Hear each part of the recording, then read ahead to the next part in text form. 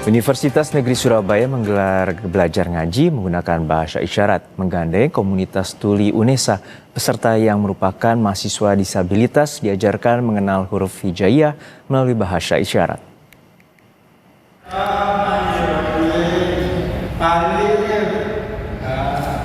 Huruf demi huruf hijaiyah dipraktekkan dengan lancar.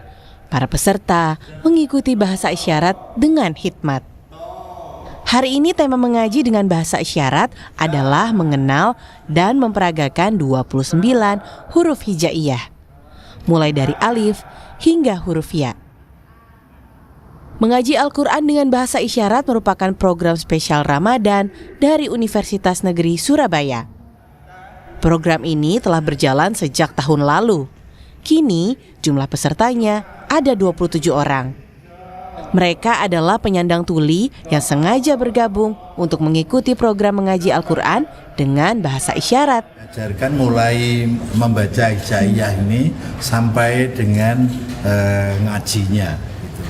Jadi kalau kita baca tulisnya isyarat untuk hijaiyah, setelah itu baru diterapkan membaca Al-Quran dimulai dengan surat-surat pendek yang dengan menggunakan isyarat.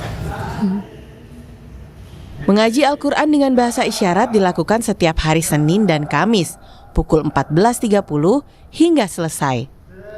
Melalui program ini diharapkan disabilitas bisa tetap belajar dan mengenal Al-Quran tanpa ada keterbatasan. Kika Madona, Kompas TV Surabaya, Jawa Timur.